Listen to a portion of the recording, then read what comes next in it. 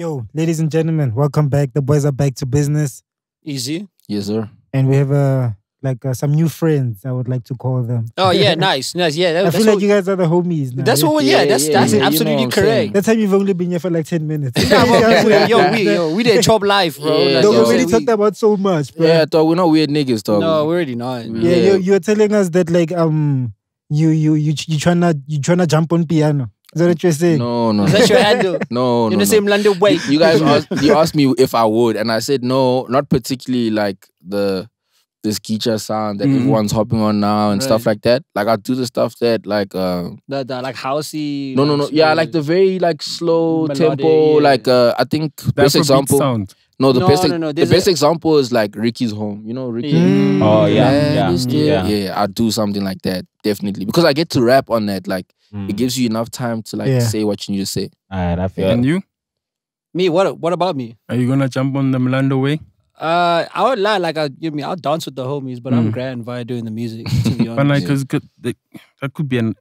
No, well, look. To be fair, I think if someone is coming across as like, yo, I want to see how you guys would sound in the thing. Like, I wouldn't be adverse. I wouldn't be adverse to doing it. But if you're asking me if I'm doing it for myself, nah.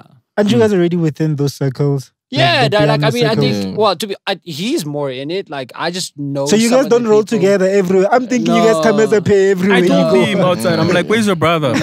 No. It's just like we're also like individuals at the end of the day. It's like different niggas, just like different shit. Yeah, like he has his people that like he'll hang out with. I have my people, but you'll know like when we link. Yeah, you guys heard me now talking about my bro and his timer. Like that's my dog. You know what I'm saying? Like, sure, 100%. Yeah, we gotta be supportive friends, bro. On some I mean, like I understand that, but like you don't have to like make it seem like the interview is just take second best, Oh yeah, you did like say he was on some crazy. yo, you know what? Crazy. Like I'm just. I'm here for you, dog. No matter what, I can cut this interview right now.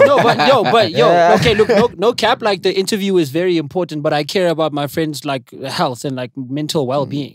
Like I would absolutely forego this interview if he was in trouble. I mean, obviously, shout out for the interview.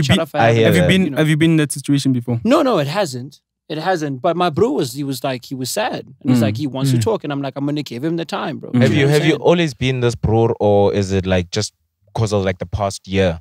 No, I've always been this guy. Yeah, the kids. I was bullied. I was gunman. So I know exactly how it feels to be alone. And the last thing I want for anybody else is to be alone. Be alone. And you're tall, dog. How did they manage? Dog, it was easy, dog. Is this like school type shit? Like from primary school, to be honest. Yeah. Like I always like, if I had friends, I had people that actually chose me. Like I'm not one of those people where like I was cool enough for people just have, you just have those like gang people that just float around you and they're just like extras, but they're there all the time. Like I don't have that. What is bullying though? Because when I think about it, I'm like, was I bullied? I can't even define bullying. Because when I see it in American shows, it's like, this guy's coming in, he's fucking punching you. He's taking your money. Is that bullying? Sure. Or is it like jokes? I don't even think it's like that deep here. I think it's just like, like there's cyberbullying, like where you like taunt people on the internet or you make fun of them. Yeah. Like how we met is like I was actually his bully. Yeah. Legit? No ways. Yeah. For real. But it wasn't like a deep bullying. It was just like, nigga, if you think drawing my face on a wall is not deep bullying, like you must have your shit packed. No, because it was just like we're in art school, so we come from an art school, and then we at some point, I think, what's the guy's name? Nkhaotic. Yeah, there was a guy named Nkhaotic. He's really good at caricatures of people. Yeah. So we all like try to make like our own comic books of each other and whatever. Yeah. So at that time, like I think what happened was, I think Sia cock blocked someone, and then every time they draw Sia, would draw like Sia's face with like a chicken body. No ways. For real? Yeah. So was that started by you? No. You posted it on social or what? No, I didn't post it on social. I just drew it on the wall. You just perpetuated the bullying. Yeah, but you see, that's the thing. That's the thing that's fucked up about it, is that like if you don't like, I've come to terms with it's like it's cool. But for a person who is perpetrating the thing, it doesn't feel as deep as what it was. Like if you're a kid, if you're a young kid who literally knows nothing but himself, and you're walking around, and every time you look at a wall, like there's a caricature of you and a chicken body, like how the fuck are you supposed to feel? No, you can laugh, it's calm, but it's just like it's fucked up. Yeah. Like, I don't even want to. I'm sorry. Bullying is not okay. Bullying is not alright. But then I can't just like in my head I'm trying to put chicken and you know what's stupid is like, dog, like someone's gonna ask and be like, yo, but what did it look like? That's what I was about to say. Can I see it? Like, yo, what did it look like? I don't know. Those ones are in the archives. But like we resolved that issue like grade 9.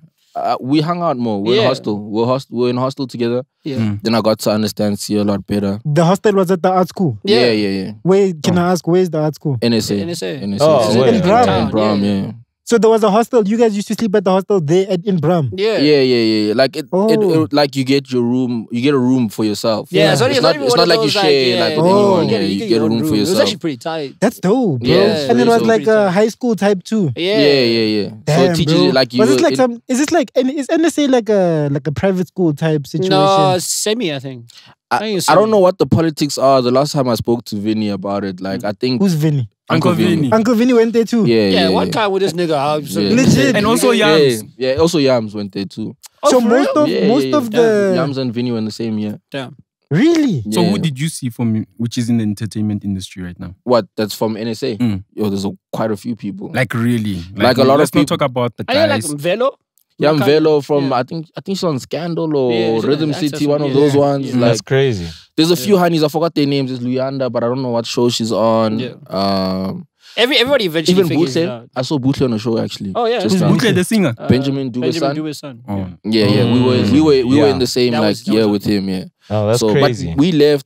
But by the time Vinny and them came in, yeah. So you guys have always been like artistic guys, more absolutely. tapped in within the arts. Absolutely. You've never had you never tried to pursue the other side of like the more corporate side of I think the most corporate thing I thought I wanted to do was like architecture, but it's still like it's still artsy. It's a good balance. Not cease, dog. It's just like fuck. Sorry, it's just like I think when I think about like the way like my life is set out, that's just not what I see in it. You know, and yo, respect to all the homies doing that 9 to 5, baby. Yeah, do your thing, man. Get the money, get your money up. Respect to you out here. Yeah. Do that. But I think like corporate job. Even my mom saw you. Yeah, she's not gonna forget about it. Won't it. Fly. Yeah, she knew from a young age. There's too much swag, dog. I even speak to like some of my homies in corporate, and they're like, dog, they can't come with the swag to the office. You like a drip. Like just like you see how niggas are bullying right now. Like now you gotta come with the formal pants and like, you know, like To be honest, I'm just like you niggas, dog. But even more than that, like it's like school in terms of like haircuts, dog. Now your haircut also says some black blue. They allowed us to have outnumbered, you know? Dog. I'm a dreads, only. Dog. You don't care. The thing is like I think like NSA, the nice thing was that like they understood that we're artistic people in general. So like even from the hairstyle, Sia had like an afro, which like if you know in most schools if your hair comes past here, your ears, as a black bro, it mustn't. And if you had dreads, like you'd have to justify are you like part of that, you know, that religion German. or whatever. How do you justify a German? It's a religion. But to be fair, does it like to you can say it's a religion, but it doesn't necessarily mean you'll believe it. Like you have to be in a very particular environment for people to actually allow you to have that belief. That's true. Because even with like Muslim kids and stuff like that, like they've always had problems. You know what I'm saying? Yeah. But like every body that isn't white, to be honest. I think the older I got, like I realized that the education system was racist. Was against like they'd say our hair is not tidy if we have a fade, but like some bro would come with the hair like all, you know what I mean? Like a wave. And it's like, dog, that nigga's not tidy, but look at me, like I'm clean. I feel that. Yeah, so and black bros are tidy, dog. Like I don't, you bro, know, we actually take care of ourselves. Exactly, very much so. You know, they won't let you go to school. Hey, yo, that's not what we're here for, dog. We've never died. Oh my god, you got us politicking. I just want to know that, like, what was the first like artistic expression in high school? Like, what did you guys think? Stop it. I'm gonna stop it. Before we get to waves. Before we get to waves, never die. Sure. I mean, I want to know, like, we sort of leading up to the whole music space. Sure. You know what I mean? For sure. I feel like you guys had a journey getting to the music space Yeah, we definitely did. It was quite an interesting one. Like in grade 8 and 9, you kind of do everything in NSA. So you do visual arts, 3D, whatever, 2D, all of that, and then the teachers decide in grade 10 where you go. So like, Sia did visual art, I did 3D design. So visual art is like painting and like it actually could be whatever the fuck you want it to be, but to be honest. Majority of the time it was like it was a lot more 2D. Yeah, it was a lot more 2D, but it wasn't as 2D as the actual 2D class, because the 2D class was kind of like training you to be a graphic designer. If you think about like visual arts, it was more like multimedia. So it's just about like mediums and how you apply them, as opposed to just like 2D is like you're probably painting or you're probably drawing. But like visual arts could have been like you could take this beanie and apply it to a canvas. It's not just 2D. And then paint over it and then like go crazy. It's just applications of medium. And then 3D was just like sculpting and what was it, like sculpting? I think that was the coolest shit that you guys used to do. Yeah, because like the sculpting. Yeah, we'd do sculpting. We'd do like a kiln. Yeah, we had like kilns and shit. What's a kiln? It's like used to burn like the clay, the ceramics. Yeah. So then it's really hot. Yeah. But yeah, I and then they even like my teacher saw that I had a very big interest in fashion, so she said like I must apply fashion in every assignment that I get. So it was like I could make like clothes. No, that's fair. Yeah. So that's what. So when did you guys like decide now to like start making music together? You know, that was in varsity. For real. So this is way after. Yeah. I thought you said you guys were not like the fashion bro. You are not. What changed initially? What changed though? Like, what do you mean? Like because you said earlier on you were not about like fashion. You're very. I mean, to be honest, it's not to say that I'm not about fashion. Like I think I have many interests. You know. No, I mean like earlier on, like you were very withdrawn to yourself, and how did that change? Like when so you kind of just get to a point where you're like, if it's just me, then what do I have to lose? Do you know what I'm saying? No, I don't. Look, you're kind of in the space where like you try with people, they don't enjoy you, and then even the people that you think will enjoy you because you guys share the same interests, they don't enjoy you. So you kind of just like fuck it, do it for yourself. Yeah, you're just like, okay, you know what? I'm gonna do whatever the fuck I want because nothing pleases you guys. Yeah. And then it's weird because in that moment, that's when everybody was like, oh shit, he's actually pretty cool. Yeah. You know? That was kind of managed to like merge his love for anime and fashion. It's like one thing. It's one thing. Really? So there's usually a fusion going on. Always, I think it's always been like generally like a fusion of like our interests. Yeah. That's dope, bro. Yeah. I mean, did you also try to do the whole anime thing? I did. Through appearance, bro. For sure. You know, the black people could have called you like Machina.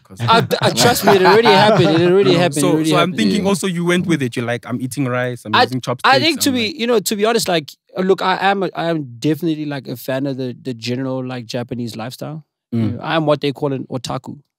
What's that? It's like a fan of Japanese culture. Oh. But Japanese culture is fly. It's swag. Yeah. But they're weirdos, though. I don't want to get into that, but they're weirdos. Yeah, they get into some weird shit. Yeah, they get into some weird shit. Like what? Give me an example. One example. Wait, let me just tell my story. So, it's like, I'm a fan of Japanese culture generally, but I think I've also learned, like, you when you're a fan of something, you also can't get overly consumed by a culture that's from another person. You kind of have to be able to you have to be like gentle and observant so that you don't appropriate it too much, you know? So I think my whole life has just been trying to find that balance of like appreciation over appropriation. Fuck, you actually answered the question that I was about to ask. Like, how do you appreciate a culture without like, appropriating? Losing your own identity. Yeah, no, I mean, I think people, because like, trust me, I'm definitely consumed by that culture, but I think it's just like, I'm always just trying to do things in a way where it's like, I'll give the reference and I'll show that, like, I'll be like, yo, okay, cool, I created this piece of art, which is in reference to this person, is inspired by, you know what I'm saying? Like, and I'm like, I put myself in this space or created this thing to immerse myself in a world that I'm super, like, a fan of, you know? I think the best way to kind of, no, it doesn't always work like that, but the best way to draw that line is to give the credit. And to show your inspiration. Yeah. It's like, yo, that's why I'm doing it. Like, if there's people who like will create a piece of content, right? And then they'll just be like, yo, this is my new piece of content. Like, I feel like that's where like the appropriation is happening. You know, if you're like, yo, I was a fan of this culture. I worked with this team to do this research. And then we came up with this product. Thank you so much to Tite Kubo and like Masashi Kishimoto. Like, you guys are amazing. And you guys inspire me to do this. Like, I think that's how you should be doing shit. And as for you, as far as fashion is concerned, like, what were your early inspirations? Because, like, I mean, being a black boy into fashion, would think... To be honest, also, that's the best combination. Like, you know, you think you'd be wearing Dickies and, like, you know... No, I think it's hip-hop, man. Like, I think, yeah, like, growing up, you know, like, we all saw, like, how Chingy and, like, Soulja Boy were all... So, like, when... So that Bape era. Yeah, that Bape era. Because like back when I was like in grade 4, I was a crumper, right? And obviously like crumping comes with like the attire. I also used to crump. Yeah. But I was... But you're good at it. I was good, dog. Really? I was like, everywhere I went, I was always close to best or close why to do you come like a liar? Like, why do you come like you lying? Though? No. I was always close to best dancer or best something. Is that your swang? Like, I am the shit. I was also pretty good. I was one of those kids that like, if another school came, they'd say, let's go. Yeah, they'll call him. Oh, is that you? I did the nene. You guys gotta have a battle right now. The nene's late, Steph. No. This was grade 11. I knew I was cool, but like, you know when you're in a circle of athletes, always you're just a chill nigga. Sure. And then grade 11 came, fun day. It was a circle. Sure. I entered, doing small things. This boy tried to battle me, boy. Hey. I end his career with a nene, boy. I pushed him aside. And I went back. Okay, but that's a bit cold. Yeah, that's hard. That's a bit cold. That's a bit cold. But I have a flaw in your story. The real niggas are the niggas that don't come forward. You know niggas that get pushed from the back? They get pulled, man. Yeah. They get summoned. Yeah, you gotta come out like that. When I was coming in, it wasn't because I wanted to. Now you're cutting the story. I was scared to enter. They pushed me in, my homies. Like, enter. Sure. And that's what... Nah, you're nice. Don't worry. You're nice. I know I'm nice. Yeah, you're nice. But like, so it's just like, it's hip-hop culture, man. And then I think like, I was interested in graphic design. And then I was interested in like, t-shirt design. And then it just like, it grew from there. And obviously when I got to high school, and my teacher saw like my fascination with like fashion, like I dove like even deeper into fashion, because it's like with our assignments, like you see how Sia was talking about like your research and like where you get your inspiration from. Like you have to be very thorough about like where the idea comes from. You have to put it in writing. You have to put it in writing. So you have to be very like precise about where you get it from, how you're gonna transform it into your own idea, So then like I just dove like really deep into that thing. And yeah, I just fell in love with fashion. So I was just, and I've been a fly nigga my whole life. So I will only with the best now. Thank you. So you guys, after that, you guys are homies, you're kicking it. When did you decide to say, yo, as gents, we can do something as a collective, whether it be a house party or just kicking it and people consider that as just a chillers? When did you decide doing that? Or was it like a bendo or like a man cave that y'all used to chill at and then came something? We all just like had common interest when we met up in Braam. And then it was just like a group of like 6 of us. And it was like added on, like there was more than 6, but like the main 6 Braam together. Like all became friends. So it was like me, Gondo, Sia, Ray, Party Time. Who else are we missing? Yeah, we're missing Braams. Yes. Braams. So it was just like when we all linked up, eventually we're like, man, we've built a kind of like culture in Braam right now. Like, what are we gonna do to monetize and like take advantage of this thing? Not just monetize, but like build a serious culture. Because we even saw that like kids were making music our age and stuff like that. So we're like, yo, man, let's throw a party. And we threw a party at Conhill the first year. It wasn't as big. But how did you get the spot, though? It was tight, though. Via craft, bro. You just can't figure it out. We worked. Like we in grade 11, we're doing jock reports. Yeah. You know what I mean? Which is not an easy thing to do. Can I tell you something? I think the most important thing is not necessarily how it was done, but the fact that it was done. Like, if you want to do shit, you just figure it out. Yeah, we just figured it out along the way. You guys were high school students doing that. Yeah. Don't you remember Onyx, dog? This is post. Don't you remember Onyx? Okay, I hear stories. I'm not from Joburg. I'm from well, then you missed out, my nigga. But it was like, Onyx was like the Kickstarter. Yeah. For like everything else. Yeah. Like execution. I'll take it. We'll take credit for that one. No, I'm not taking that shit back. Is this post Boys and Bucks? Yeah, this is post Poison Bucks. So did you also look? Even it's probably like during this time. Yeah, during the same time. Because, but like just towards the end. Because C and I had the privilege of like just hanging out with the homies in town. Yeah, because we would go from NSA and we'd sit at Father Coffee, and then like all the homies would pull up. So Malum Cool Cat would pull up, Stilo, whatever, and they would just talk about like rap, whatever, and just culture in general, and like so we just sat there. You just have to have your ear, and we just soaked it in. Eventually, we said, "Yo, guys, we actually have to throw a party." Yeah, do it. And we eventually did. We did the first one. It wasn't as big, but it was like 3 people. It was like 300 people, which is but like... it was fun as fuck. But that's a lot of people. That's 300 people for your first party. Well, it was I'd be happy, but you know why? I think it was the perspective that we had it on, because like we did it in the same spot that Sneak Exchange was in, which was like Cornhill. Yeah. And when we went to Sneak Exchange, like there was a lot of people. Like it was fully packed. It was fully packed. So now when we had our thing, it was like it was not like too big. Next year, I think like C and I grew in popularity in terms of just like Instagram in general. Like just because we were out. Slay Kings. fair. Yeah, like that. But we did like we had a homie called Gondo, and he took like a lot of photos for us. So it was like an exchange. Like he could build his portfolio, and then we could build our portfolio as models. Because at that time we were like modeling, we're both skinny. Well, I'm fat now, but he's skinny. And then skinny legend. Yeah, and then eventually when we said second Onyx, that was brazy. It was probably like 1.5. 1.5. Yeah. Like we filled out the whole Cornhill. Where was the second? Where was the second Onyx? It was super basement. It was a super basement in Cornhill. So it was like parking lot. Like it was a big ass parking lot. Maybe if you can take us through that day, like how crazy was it? You know? No, in the big, like we knew people were gonna come. Going through the promotions, did you guys like promote it on Twitter or whatever? Yo, man, we just do that thing on Instagram. Yeah, everywhere. But also because we were so involved like in Braam culture and we created that culture, like I think it just spread like on its own, like by word of mouth, because we would post and we thought that at that time it was enough. And then eventually that day, like we're all chilling, man. We were setting up. I think we went to my girlfriend's house at the time, went to go change, came back. They were like maybe not even 100 people like outside the gates who were like, fuck. Because now that venue was expensive as hell. Yeah, it was expensive as hell. As soon as it got dark, like maybe 600. But like the ticket is a clip, people are paying 600. Yeah, because they want to get in. Like people were bargaining to get in. Yeah.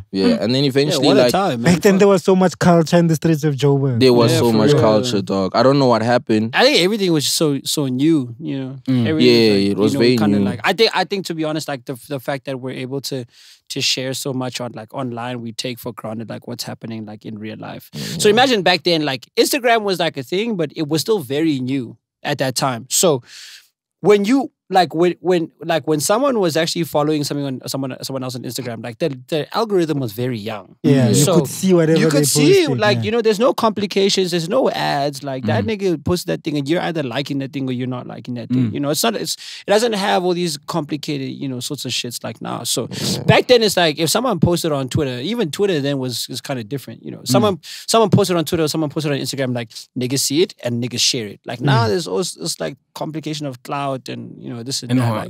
Retweet, I'm charging you to retweet and all. You know what I'm saying? Like there was none of that. Yeah. But how much did you make that night?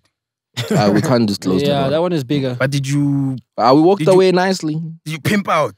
Huge. Yeah, huge. And we thought the money we were making then, we thought, this is crazy. It wasn't even like because you guys were still in high school. You it's like you're kind of just making your own bag. Like, like for us, like. The thing that we got out of it was like respect from like a lot of people from the streets because they're like, dog.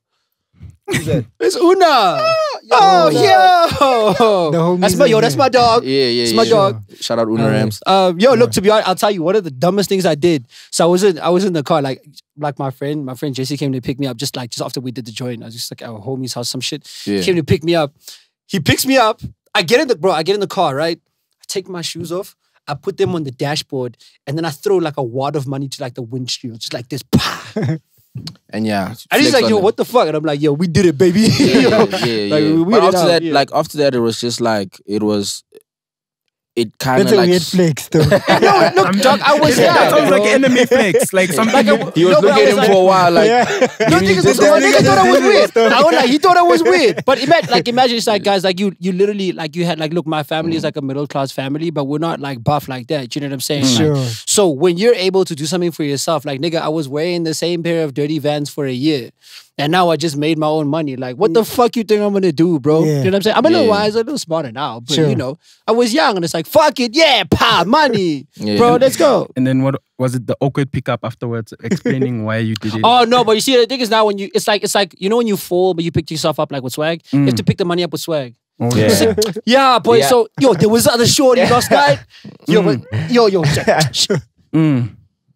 she was nice, you know what I'm saying? Like you just make it cool. Like if you're awkward, like, oh look, I'm picking up my money, like nigga, like you've lost all the sauce. Yeah. The best thing that thing did for culture in general was to give young niggas a platform at that time. Yeah. So like even you see every single like new wave rapper that like everyone knows. So there was the new wave era, the Soundcloud era. Yeah. Like everyone started even like pre like us making music. Yeah, like it became like a thing of like I met Jesse when he still had a brush cut. This is J Molly. Yeah, right? this is J Molly. He was still a photographer even. He was still a photographer at that time, and he was just taking JPEGs. Yeah, dog, like for real.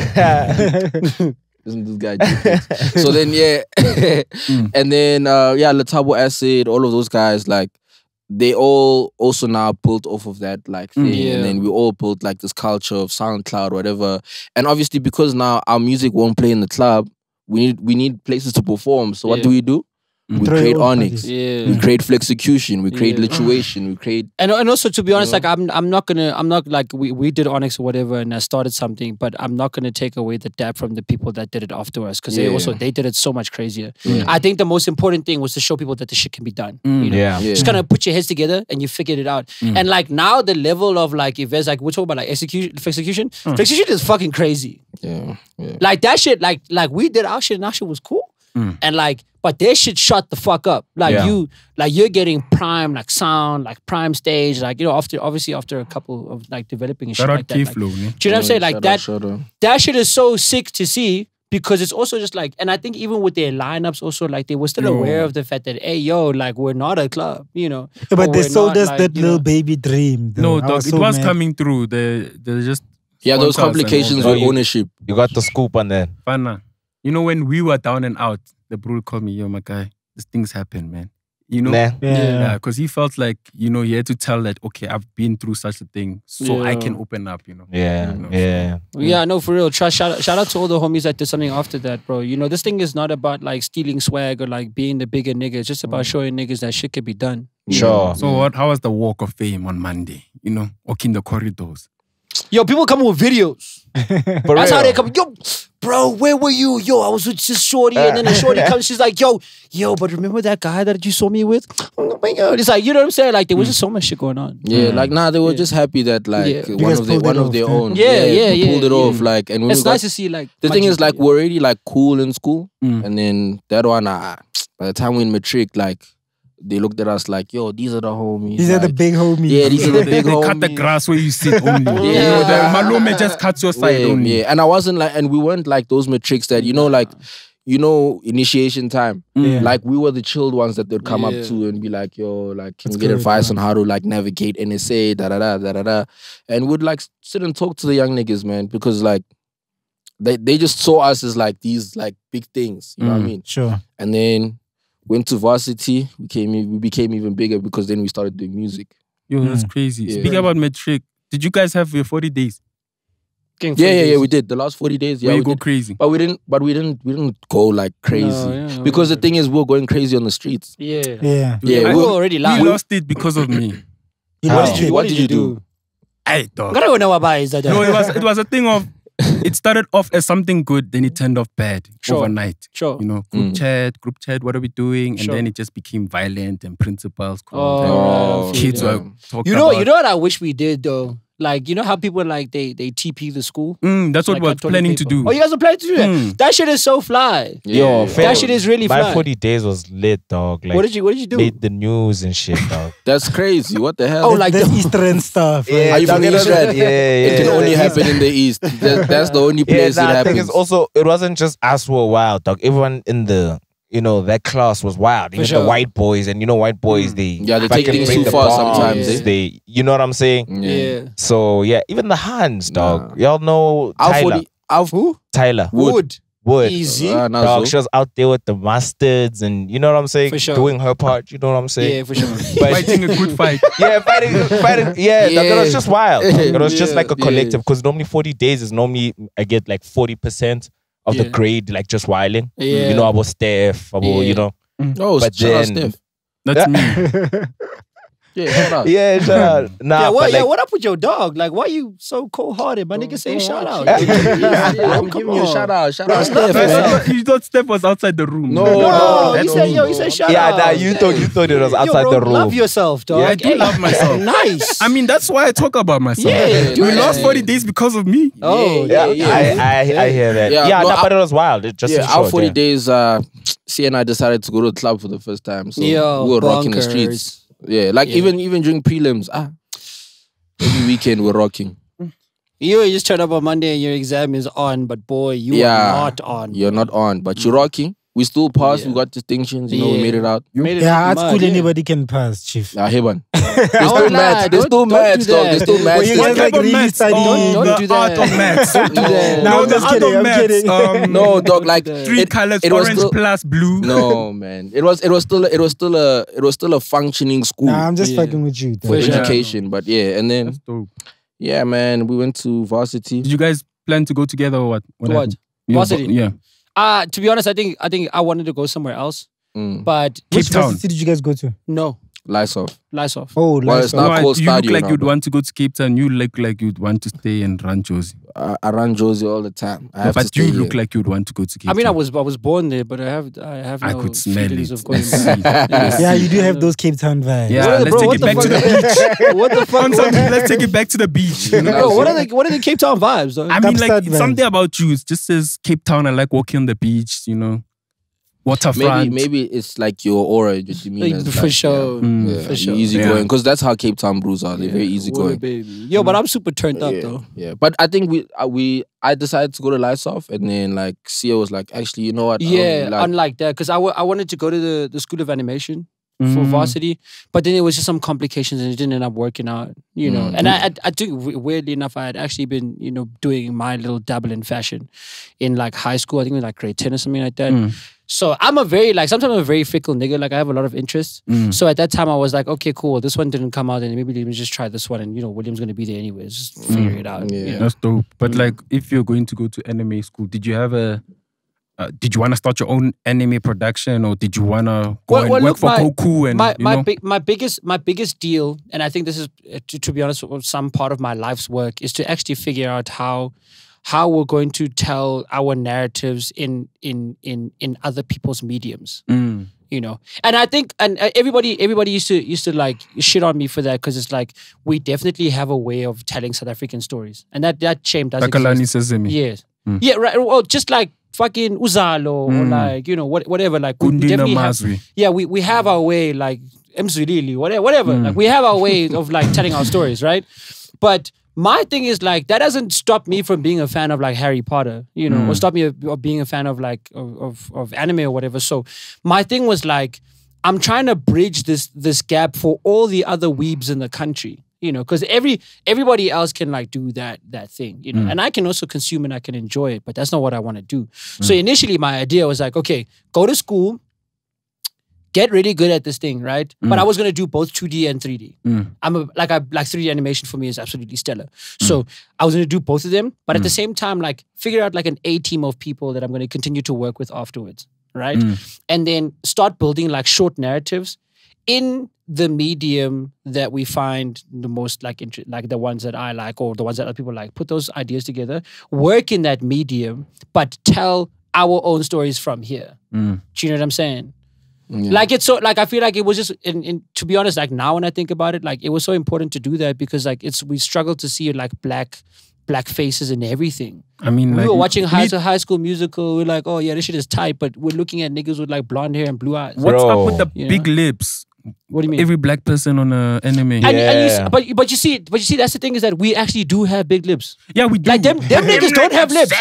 That's why they can draw a line like this. Yeah. My man, they put that thing close. The only thing I hate about the anime, like how the animations now are a lot better. But the animations back then, the typical way to show that there's a black person would be a very dark person with very big pink lips. But they were always buff. They always had dreads. Yeah, the dreads were always like. And it was always like on a stereotype level, like how chief. Now we look like we looked like clowns. Even when they smiled, like it had that like. But no cap, like that thing actually comes from something. So I haven't done all too much research on it, but like I've read here and there and had some conversations about it. But it seems like with specifically anime, the community of Japanese people don't have like anything on the planet besides themselves. So even with black people, ignorant. Or Stockholm syndrome. The world is so much bigger. No, but hear me out, right? So it's almost like China is similar in that way, where it's like the kind of media that's consumed is controlled. They're using their own platforms, so everything is self-circulating. So because of that, even the way they consume Marvel movies is different. Their trailers come out different. Like all of that stuff is generally there's no controlled. Black people in the trailers. I'm not sure about that. Hey, I'm not sure about that. But look, that's the point that I'm getting to is that they don't experience black people as much as we experience ourselves or the rest of the world experiences us. Like that's the UK is still weird. Yes, that's why they're so fascinating. Like my friend was like he was telling me he was like when he was there, he was like he's colored, and they were just like running their hands through his hair like on some like zoo shit. Like they don't even greet you. They're like. Dog, some Sarah Batman shit, but that's just because like niggas just don't carve, so they don't know like all you see is China. It's basically the same when we would like back in the days when we would see a white person or we would see a Chinese person. You know what I'm saying? Black people would, but we wouldn't run up on them and rub. Yeah, but to be honest, because we were scared. We're not scared. No, we're not scared. We're just not crazy. Yeah, because that is it's madness. That's madness. It is madness. So you do say it's madness. That's why I said they're weirdos. In their own ways, they're weirdos. Oh, I thought you were talking about like some hentai shit. I was getting to that, but I'm saying there's a lot of reasons why they're weirdos. No way. Do you know what I'm saying? Okay, anyway. I just want to localize it in the anime space. What are you fucking with, like locally, bro? Locally. Those things don't exist. If it doesn't come from Japan, it's not anime. Oh, okay. So it's a completely different. It's just animation. It's just animation. That's inspired by. And you don't fuck with that. So Super Striker is not the one. No, Super Striker is lovely. I think what Super Striker is. It's a good animation, not anime. Yeah, it's not. Yes. It's like Champagne. If it's not made in France and it's Champagne. If it's not exactly made like that. Champagne, the place is called Champagne. If it's not made there, then it's not Champagne. It's just sparkling wine. Yeah, out of here. Very nice. Right, but so you guys, I was about to say, let's get to the music. Sparkling Boys. Yeah, nice, very nice. Yeah, no. Sparkling 169. Hey, my man. Easy. So let's rock the music, dog. When do you ever look at the mic and say, "This is me now"? Like, because I own it makes sense. Parties, being cool. Now it's time to translate your story through something that you used to, which is music. What you just said now is so dangerous, dog. Why is it's so dangerous because everybody feels like when they reach a certain level of like clout, they're able to jump into whatever. You did it. You no, I'm not. You put the weight. Now it's your fault. I'm going to explain. You can't describe it like that. You have to be a little more sensitive because we're approaching a craft that people work years and years into. Yeah. And that's exactly what we did. It's like, yes, we stumbled into it. Fair. I'll give you that. But we tried to learn about music as much as possible and give it the respect that it deserves. So it's not just like one day where you're like, oh, okay, shit, like I'm a famous like YouTuber. The way I can also make money is making music. And then you come out with this like whack ass fucking music. Like we actually have source. And we're like, okay, cool, but we have to, bro, the first person we went to make music with is Patrick. That says enough already. Like we're already but working weren't you friends? We knew each other just from the parties streets, and stuff. But like, so it's like he was the only person we knew that had a mic. And we also like were big fans of him. Yeah, that nigga, bro, that nigga was he'd been like, it's different when you're like, you like, okay, shit, like I've made all this YouTube money. I'm gonna buy all this equipment and then watch some YouTube videos and then like make the shit. It's different when you're doing like that as opposed to when you're sitting with the nigga that's fighting for his life to do music. Like and you ask him and you're like, yo, and you're like, yo, like help me out. Like I'm trying to do this. Like that's a completely different thing. And I'm not saying we were the best niggas and we had all the ideas in mind, but like when we walked into that space, and then shit like got crazy. It's like, yo, fuck, we might actually be ruining shit for other people if we don't respect this craft. That's why what I'm saying is that what you're saying is dangerous. It didn't happen like that. It didn't happen like that. We were actually trying to make a score for a mockumentary of Braam. It's supposed to be a series. It's not like we were absolutely planning to go into music. You know what I'm saying? And I think it's like, it's okay to stumble into things, but just make sure you give it the respect that it deserves. Because there are people that fight for that thing every day for you to just jump in. It's almost like how you're saying with the anime. You know what I'm saying? Yeah. But like, I understand that, but like, you know, it's easy to look at it from the people which are coming in and try to filter. For sure. You know, who has the best reason for doing music.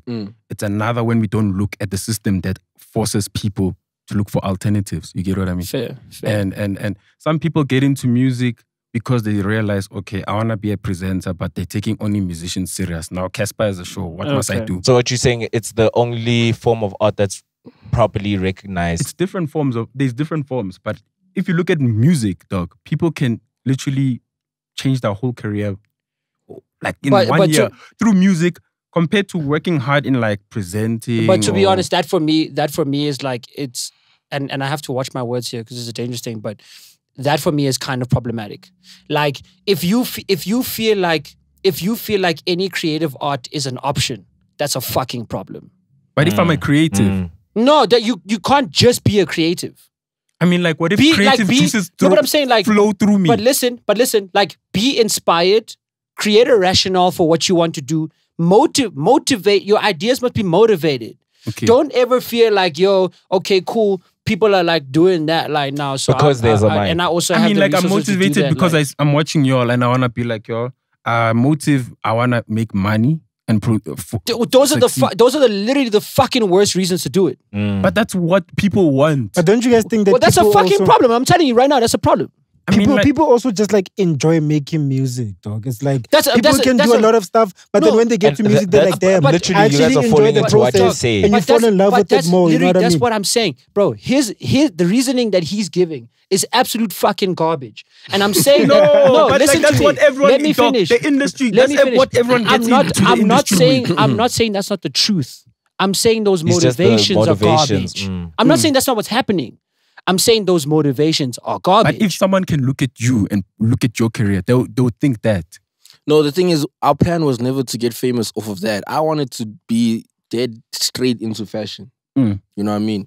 See, I had aspirations for anime. It was never really like in the plans, but we stumbled upon this thing and we saw what it was doing for the people around us and for the people that looked up to us. And we were like, yo, actually, like, man, I think we started a train and we gave birth to this child. I think we need to raise this child and now. do it fucking right.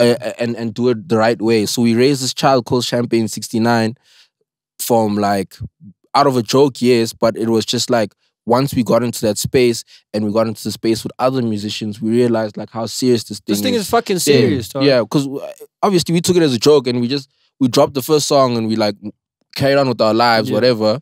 And then we saw the numbers it was getting, and then it was like, yo, shit. Then people were asking for more stuff. And then it was like, okay, cool, well, this child is getting recognized by a lot of people, and we need to make sure that this child is fully polished and looks good and is creating a product like, you know, that we can keep feeding people, you know what I mean? And we saw it as a good way to like also express our talents also, like behind the scenes, because a lot of people don't know we do fashion or anime, but through music, see us able to make covers and like put videos together where there's like anime inspirations in it, and then like I'm coming with like clothes or whatever, you know what I mean? Like it was a good way for us to express ourselves as like people in the arts industry. My most important thing, and I don't want to leave here without saying this, like we have to respect the arts. True. You might not come from it, you might not understand it, But it's very important that you respect the creative field that you're walking into, dog.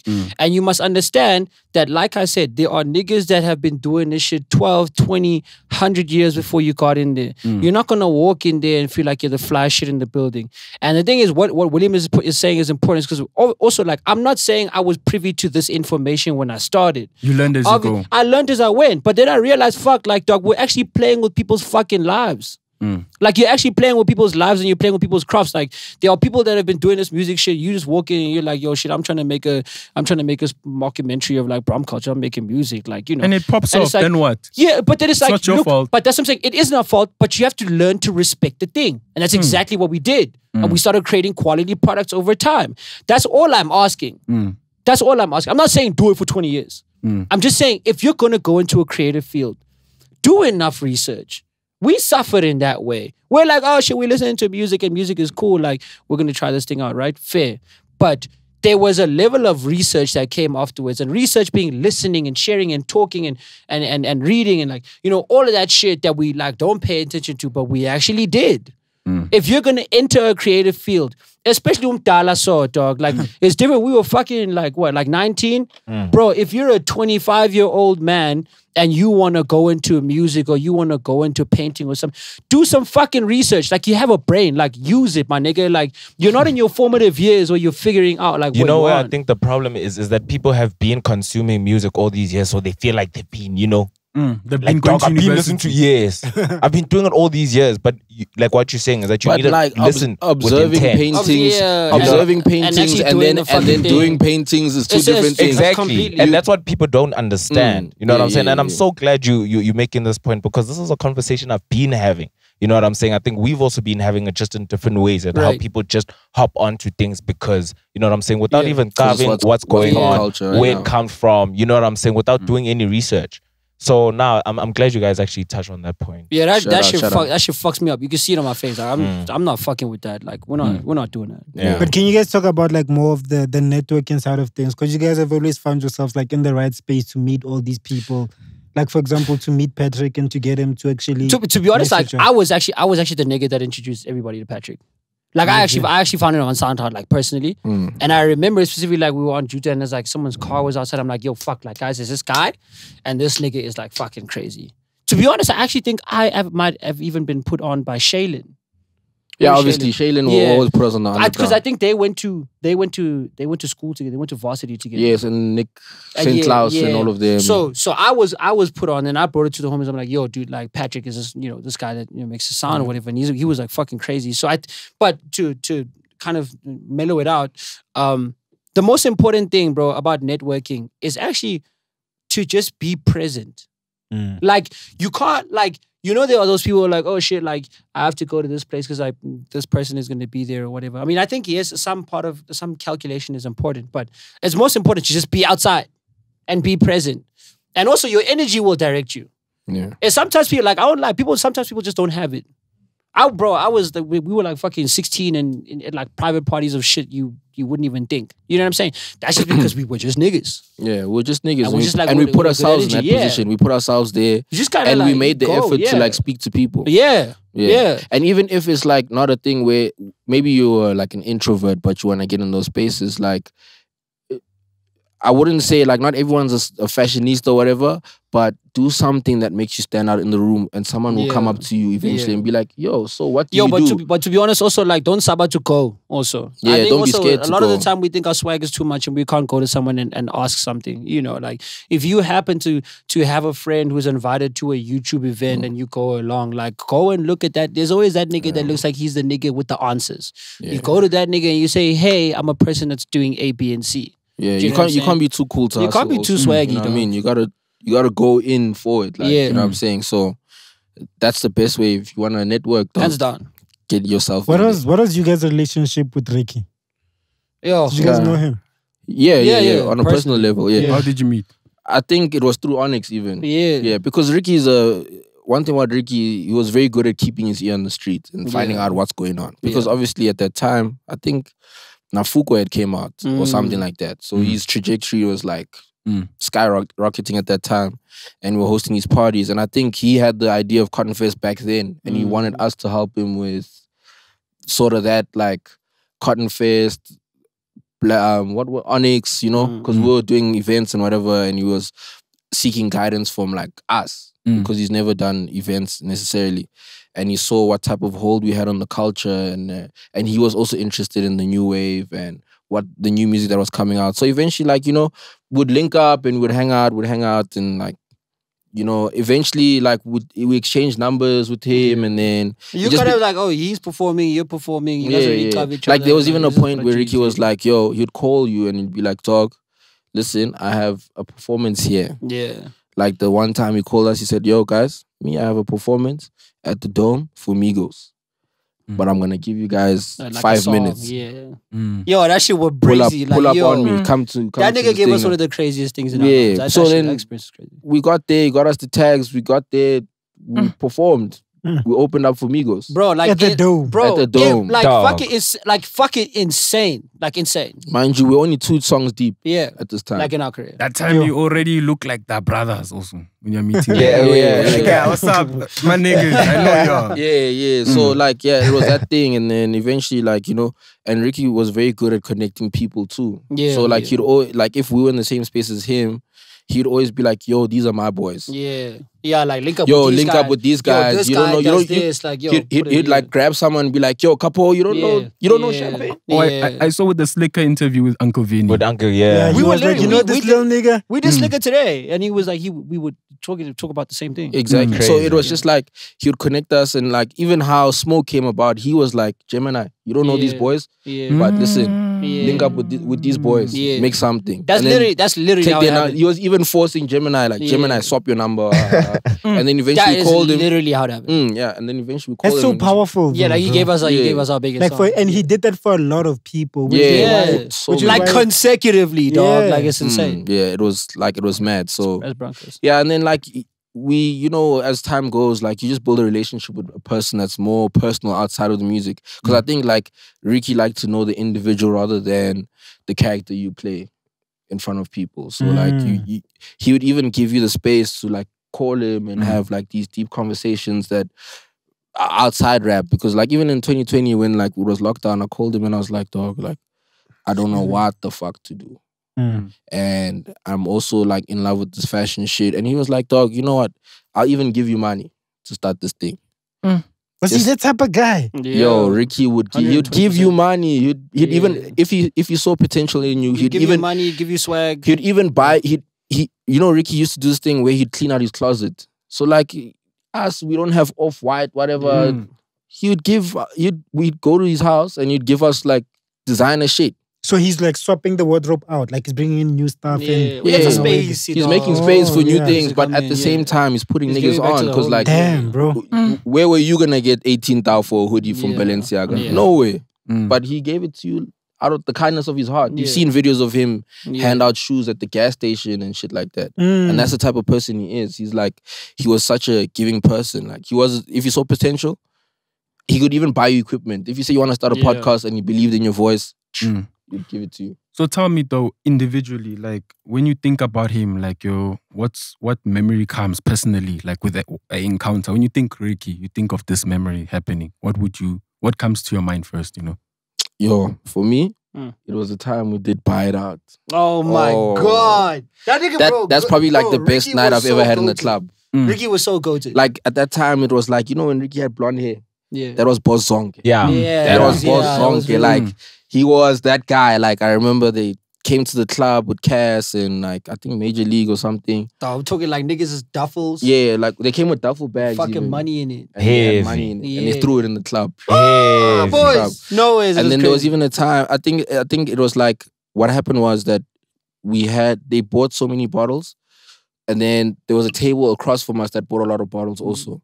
And then I think someone sprayed those guys with the bottles, and then they came to spray us with the bottles. Eventually, we finished the bottles by spraying each other with the champagne. What? Yeah, it was fucking crazy. Like, but like, Buy It Out. Like, if you ever, bro, I'm sure if you go on the internet and you say Buy It Out club, sure, you'll find the posters, boys. Yeah, there's a picture of me with him next to him, like doing this, because they're spraying us with champagne. There's t-shirts off, and you guys are Champagne69. Bro, they were tailoring shorties with Hennessy like this. like cleaning the bottle like this, boy. The hands are getting drenched mid-club, dog. It's crazy. Yeah. And you, what would your my I mean, I spoke about it earlier. I think, I mean, yeah, I love that too. There was the spirit of Riky is insane. But we went to his crib to go pick up like alcohol for an event we were doing, and I think at the time he said had lots of stock from Russian Bear. So he was like, "Yeah, we can come, get that or whatever." And it was literally supposed to be this like drive-by situation. Just come, you pick it up, or say hi to everybody, pick it up, and leave. So we're like, walking, we getting these bodies and like packing them in the car and shit. My brother starts talking. Boys, I'm trying to do this thing. And one thing about Riky, he talks. He could talk. He could me of Zbu. He's like, boys, I'm actually trying to do this one, boys. Hey, actually, come inside. Yo, put that thing in the car. Come inside. Come see. Yeah, and you have to take off your shoes before you get in his house. Yeah, you didn't have shoes in his crib. So now we're sitting like in the kitchen. He's got the laptop out, and he's showing us basically like the concepts and schematics for like Cotton Fest. Yeah. Yeah, and we were there for like 42 an hour. And we were just like exchanging like ideas. That time we're getting calls from the guys. Yo, where's the alcohol? But it's like, we're still... we here with the breweries, and we don't mind like absorbing that information. You know what I mean? It's like it's not every day you get an opportunity to sit with Rick in his house and he's telling you about his future plans. And the thing is like one thing we actually like the both of William and I never speak about is the fact that like we helped with the lineup. And we put so many young niggas on in that lineup. The first one. Yeah, the first one. We put so many young niggas on in that lineup. Like names that he was aware of, but just didn't think of. And we were like, so he was like, like, who do you think I should put up? It's like, that guy. Then we was like, that guy. And it's like, that guy. And he's literally just writing them down. And they all manifested. They all came on the lineup. So that was just like a, little cool tidbit. But, I think that was my most fun memory of like Riky. What do you guys think contributed mostly to Ricky's mental health? We can't really speak on it, like, because it's like we don't know. Yeah. Because at the end of the day, like when you're such a giving person, you don't want to weigh other people with like whatever issues you're going through. So you'd rather just keep quiet. I also don't think it's our place to have that conversation. Yeah. It's him and his family. But with y'all, like with everything that's happened, like, and us suddenly, I think the public suddenly taking interest in people's mental health, especially people in the entertainment industry. What have you gone through that people wouldn't have seen from pictures or from the cover or outside the aesthetic, like that you had to deal with deal with battles by yourself, like, I think to be fair, we probably all have it. I don't really like the conversation that's happening right now online because I don't think we're having it properly. Number one, I think everybody's just like, oh yeah, because that thing happened, worry about your niggas like mental, whatever. And then like 2 weeks later, we're back to drinking in the club and saying fuck off. It's like we're just confusing each other. But personally, like I think last year, or not last year, the year before that, what was that? 2020. I think I was damn near depressed. This is the corona year, ne? But who wouldn't be depressed? Like, we were outside for such a long time. And then all of a sudden it's a shutdown. It was a shutdown. Like, our money was stopped coming in. We stopped doing gigs. And also, I didn't see Sia for like the first 6 months of the year because like, obviously, we're in two separate households. Like, we couldn't make music at least, things like that. And like, some people took advantage of the fact that it was like lockdown and it propelled them far beyond our imagination. And for some people, it like took you all the way down because it gave you so much time to think about what's really going on. And that was and that's the thing, like, because we're just so like busy all the time and like things were happening, we weren't sitting down and thinking like, yo, shit, like, am I okay? At least. And I think even now it's like we're really just we're just scrambling at straws, and like that's what I'm saying. I don't really enjoy the conversation because we're not having it the right way, because like it's very easy to like tweet, and then it's a lot more to like buy airtime and call someone and check on them. Even if you're being fake about it, like calling someone, like picking up and making the time is like, that's a completely different thing, like, and then it's like, oh, like I'm gonna repost my homie, like, yo guys, please send love, like, nigga, just pick up the phone and send your love, like, or make time with them and go see them and say, yo, you know what I'm saying, like. So I think our narrative generally is, but that's just my opinion. But honestly, man, everybody goes to their own battles. I think the one thing I've realized is that you choose to live, And I have no bad feelings towards anybody who chooses not to. Personally, they have their own reason. Yeah, the struggle is it's immense. You know, for us to even just like post COVID, guys, it's like like watching fucking World War Z or some shit. Like, it's crazy. Like the thing that we just went through, and we're still going through it. Like, it would be insane to think that everybody's okay. And that's what I was about to say. That we acting like nothing happened. We're acting like everything. It's a coping mechanism. Yeah, so allow it. Allow it. It's definitely it's kind of like a bad thing, but allow it, because if we're able to if we're giving time to like mellow in the problems, we're gonna get even more fucked. So all we can do is create really good products and share positive energy and have a good time. And when someone is sad, just support them. And when someone is angry, just support them. And also, like, in your personal time, work on your own mental health. Go to, like, if you have the money, hit therapy. Yeah. Like, I don't know, like, because we grew up in black households, it was always like, oh, you're depressed? Man, go sleep and then you'll come back, it's fine. You have a roof over your head while you're depressed. Yeah, why you depressed? Like, you never understand black parents. Like, you have food, okay, why you like, okay, I'm just surviving, you know what I mean? Yeah, so it's just like, you have to now take it upon yourself and be like, you know what, because of this trauma that I've experienced, like, I need to go fix myself. You know what I mean? That's what I'm saying. Like, you have to choose to live. Yeah, you have to choose to like go out there and, you know, and therapy is expensive, yes, but, you know, there's a few hotlines online. You just do your research, and there's people that are able to talk to you over the phone for free. Also, as much as I shat on it, like, the internet can be nice sometimes. You know, I think there are people that I know personally that I don't know personally that are like, yo, guys, if anybody wants to talk, just come to my DM and we'll talk. Obviously, niggas is weird and they be doing weird shit, but, you know, like, there are people. There's literally one hand I'm specifically thinking of, and she just talks to people all the time. She'll just make time on Instagram and say, "Yo, guys, let's talk. Are you okay?" You know, there are people that exist like that, and I think, you know, we need a little bit more of that. Okay, so like in the light of just celebrating the life and times of Riky, for sure, we want to talk about just the connection with you and Gemini, and how did the studio session come about, and the procedure from the song being made till the point whereby people are consuming it and giving their feedback, because I think that's when I got introduced to your... I won't lie, like, I'd love to have this conversation, but guys, where's my album? I actually want to talk about my album. You're going to? No, we're going to do it right now. Okay, let's talk about that then. We're going to talk about my album right now. How long are you guys been working on that? We're going to talk about my album right now. What? We'll get back to it. We'll get back to it. Right now. Trust me. We're talking about my album. How long have you guys been working on that album? 2.5. 2.5 years. Sometimes maybe 3. I don't know what you're saying. How does that work? What? How are you? There was a pandemic in the middle of everything. Okay. Yeah. So it kind of delayed the process, because we had already started making some of the stuff. Yeah. Like in the beginning of 2020, and then it shut down, and then like we didn't see each other for 6 months, and then we came back. But you could record though. Wait. Like emails and all that. We didn't have studios in our houses. Yeah. Because we have like a producer that we go to. Yeah. And because we couldn't go to him, we couldn't make music for like that 6 months. But I think there was always a conversation kind of being had. Yeah. But the concept of Waves Never Die has been like maybe 4 years. Even. Yeah. Because I wanted it to be a tour. Really? Yeah, with like all the new wave artists and shit like that. Like how you guys started out type thing. Yeah, like The Wave Will Never Die, and then like Patrick, J. Marley, Champagne69. Treehouse. That should still be a thing. Yeah, it should. Like, I think like it would be a very good like tour thing to do. Yeah. You sound like the ghosts from SpongeBob, you know. The wave will never die. The waves never die. Yeah. So like it will be a good idea, like to gather all, I don't want to say OGs, but like just like the people that we started out with and that we've put on the album to like go on this tour. I think them niggas need their flowers. Yeah, to be honest, they did so much. Like I think more especially even like Letabo Acid, like, you know what I mean.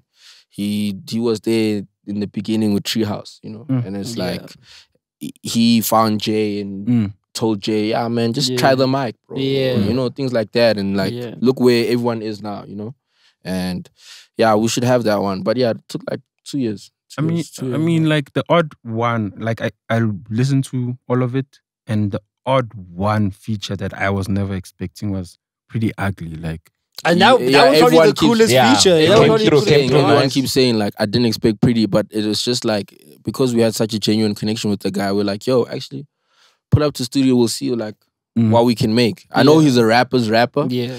And I think we needed that. Like we needed that energy in the album, because obviously it's trap, but you need to give But it just blows my mind that people think like shit like that can't work. You know? It's not that it can't work. It's just like, it's not like you guys get along in general. No, we do. No, I'm saying just in general. Like from a public perspective. Yeah, there's always that new wave. But that's again, that's also what I'm talking about. Like we're building barriers that actually don't exist. You know, the only barrier that exists is if you're a weird nigga, you're a weird nigga. Then we're not doing that. No, I mean like you might be coming in the industry with positive energy for sure. But let's be honest, the OGs, they're not gonna. Not all of them are gonna accept you with positive energy. And they haven't. They're gonna be hesitant. They're gonna be. You're gonna ask for a feature here. You're gonna think you wanna do something there. And you could end up working with your energy and time. Do you know how many features we've actually done that have just never come out? Why is that? Like it gets tired. Like niggas just don't feel that the source is enough. You know, I don't know. What do you mean? You gave them features or they gave you features? We gave them. We gave them. Like they'll call us a studio. Like bro, like gang niggas. Like it was a very long time. Maybe like a year. We were just like going studio doing features. Yeah, like, doing features. This is after Smoke, right? Because I know the industry how it works. I think after even after Champagne. No, it was more so after Champagne. Smoke. I think Smoke kind of like just kicked people in the ass and said, "Yo, Chief, why are you not looking at these guys?" So how many songs came out? Have they ever taken out your feature and dropped the song with your verse? No. I don't think any place I'm aware of. No. But how many? I think the only song would be, but it's unreleased still. But like, it's the chant. Yeah. By who? By Riky. But didn't it come out? It didn't come out. No, the chant. I saw it on YouTube. Yeah, someone leaked the feature on YouTube, but like the actual song never. The actual song is with D Koala. Yeah. At the time he performed it all the time, ne? Yeah. Oh, you mean which way? That way? Yeah. No, it's the I wanted that song for the longest time. Yes. We were actually in the studio when that song happened. We the voices that are going, in the background. Oh, Champagne. Oh, okay. It was like a few people, man. I'm like Ram's there. Rams, us, Didi, you know Didi Monster. Well, its life was. Wasn't Solo in there? And then they smoked that bunch of chow. Yeah. But it was like it was a session at Ricky's house, and he was just like, "Yo, like, let's make like a chant, something people can scream," and we're just going, "Hey!" We even like danced around the room while the mic was on. And crazy. That's how it came out. It's crazy because I've been waiting for that song. I think I saw it on a lot of people wanted that song. Yeah. On a promo, and I was just like, when is this dropping? That one and Which Way That Way. I was waiting for those. But to be honest, that song should probably just never drop with like verses. Like it must just drop as a chant. Like no verses. You know what I'm saying? Like an anthem. Like but Ricky's verse there, Safula. No, he can't. I'm not saying you didn't come on. You know, don't do that to us, though. Because now we're gonna wanna hear. Now we wanna hear the whole thing. Oh, because I'm rapping the thing. That verse is crazy. Kafula. No, he was on one. He was on one. He was the one. No, but that's look, back. Yeah. Best verse Socreta. Yeah, I know that best dress Socreta. Oh, that's the verse. I've heard that verse before. Yeah, please don't talk about. Yeah, you don't really want that pressure. So shine Damn, I don't know Riky, bro. But yeah. So now, this niggas. What do you do with niggas like that, which want your verse but don't actually drop it? What do you do? Do you guys still? Are you still friends? It's fine. Like we've showed our love. The thing that we've learned is not to take things personal in the music industry. At the end of the day, it's a business. Niggas need to do things that make business sense for themselves. Yeah. And we can't be mad at that. And it's fine. It's like, if it works out for you, it works out for you. It doesn't work out. If you don't see us in your plan, like, it's don't you guys sometimes want to say that, okay, you give me that song and then I will decide what I do with it. That's what I would do. To be honest, the source is really here, dog. Like, a lot of the other shit that we've worked out with homies, like, that's their energy. You know? Not like we just come and apply ourselves the best. There's only like one song I think we probably took from someone, and that was Nelsino. Yeah. Like Pretty Girls. Pretty boring, yeah. No, just Pretty Girls. Yeah. I'm thinking about something else. Yeah, no, Pretty Girls was like, it was Nelsino's song, and when we went to Costa's house, like, he was playing it, and we were like, well, since we're here, and like, we're just hanging out, like, might as well, like, record. And then we recorded the verses, and he had it for a while. Yeah. And then eventually, like, yo, but actually, like, I think one of our managers bumped it, and he was like, yo, this song would fit on the album. On the album. So like we asked him for it and he gave it to us. What a nice nigga. Yeah, Nelsino, so amazing. If you guys don't know Nelsino, it's part of Costa Teacher's group. And just check him. Yeah, what does the homie do? Because I've seen him hold the camera.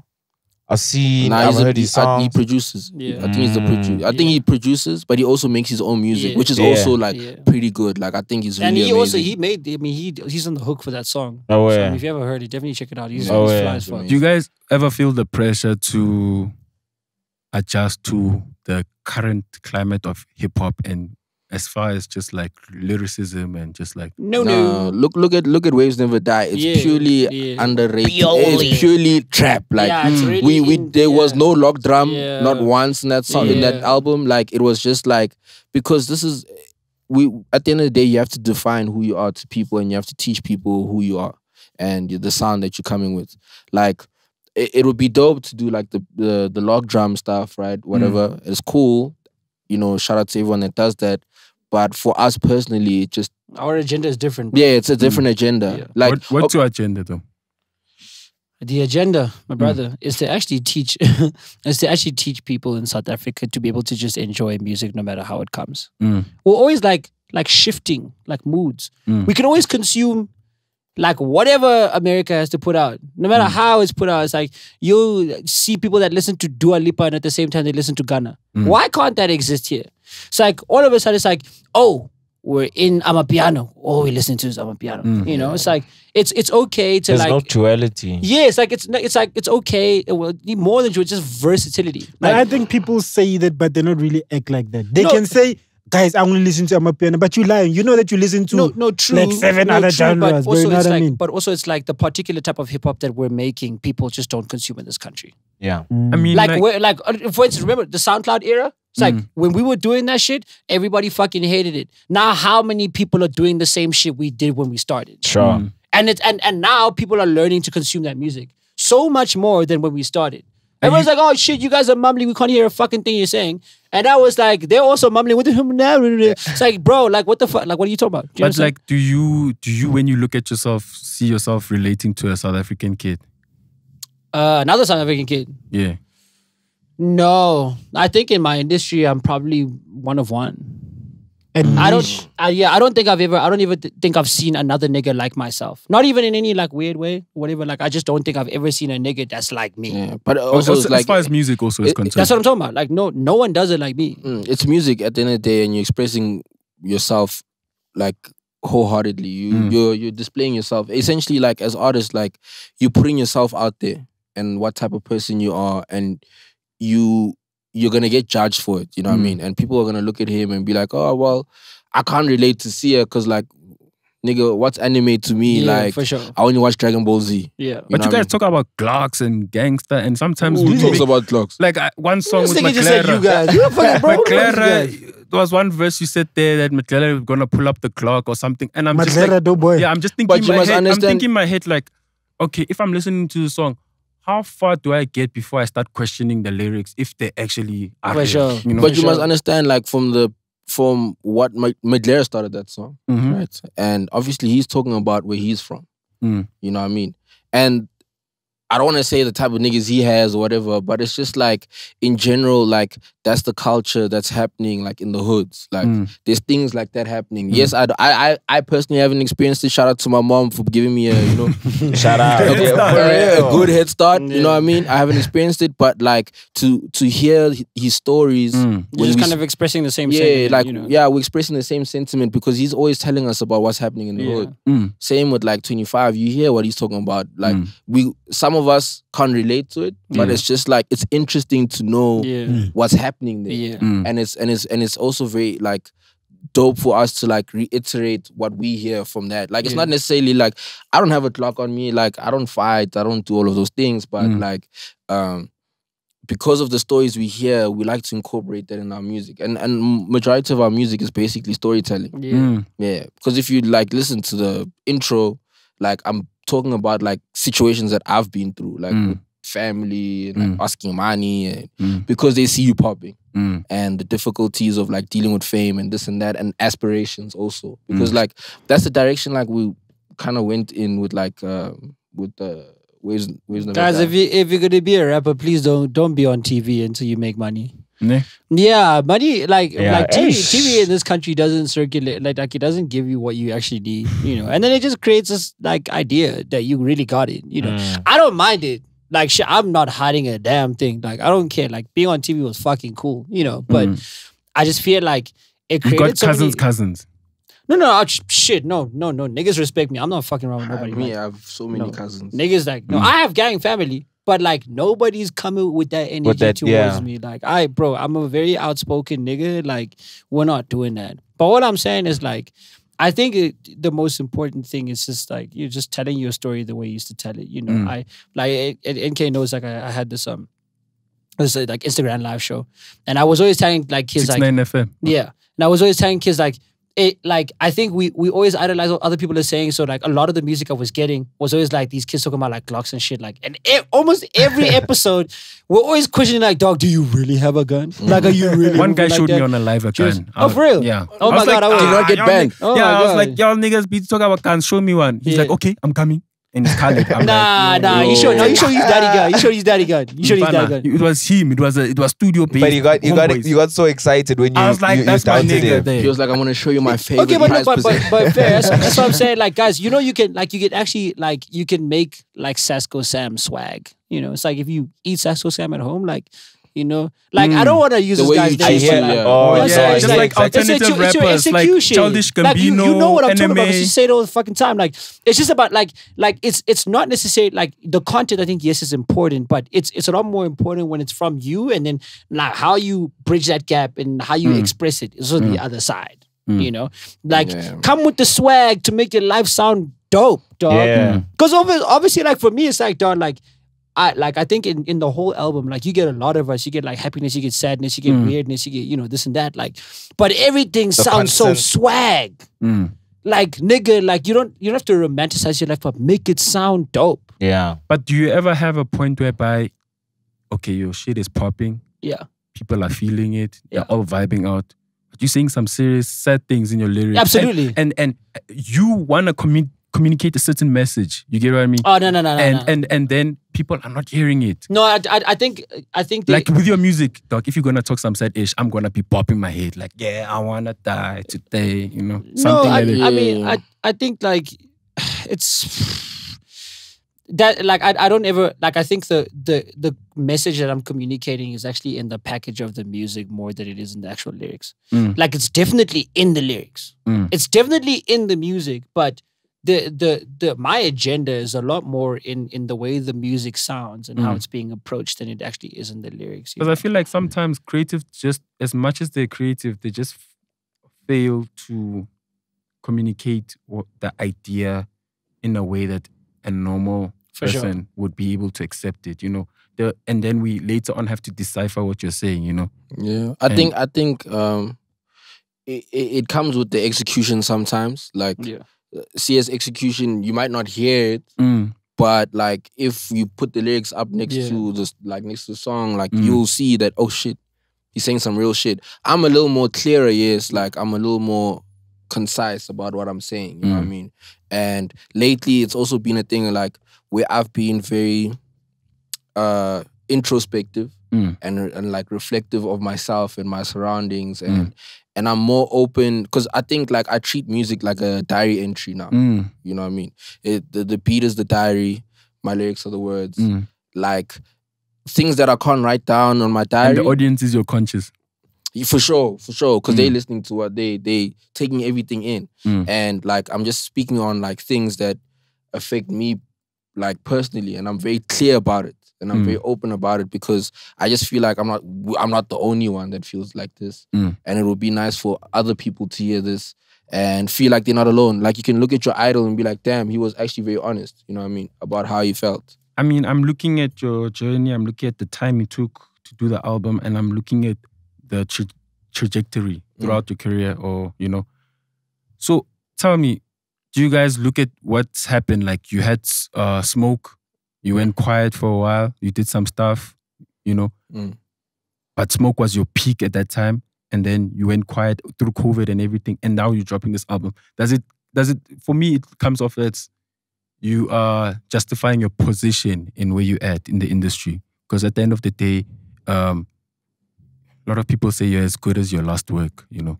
I think justification is actually a very interesting word to use. But I like I kind of want to shy away from using that word because it makes me feel like you have to tell someone. Yeah, we're obligated to that position. But I think at this point I can actually safely say that. I don't want to downplay the amount of things that we've done for South African music. You know, we're not obviously like the biggest niggas like or whatever, the movement, the behind the scenes stuff, the creative stuff, your influence, but also people. Every time you enter a new sphere or a new form of creativity, people judge you as if you are on that point. They look at, okay, these guys have been doing the most here. For sure. They need to bring it also at the same level here. Sure. So I feel like, did you have to justify that, okay, I'm as good in music as... I don't necessarily think that's the case. And I think that just goes back to like us respecting the craft. You know, I think that was like, it wasn't a matter of justification. It's like, look, we want to express these feelings that we have. We want to push this idea, but we have to do it at the highest level that we possibly can with the resources that we have in order for it to be a respectable product. You know what I'm saying? I think that was like, whether you kind of like see it like that or you don't, I think if anybody's sitting back and listening to the album, it's like, this shit was put together well.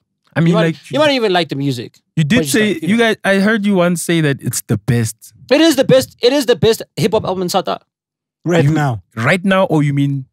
Of 2022? No, as in ever, dog. Ever? As in ever.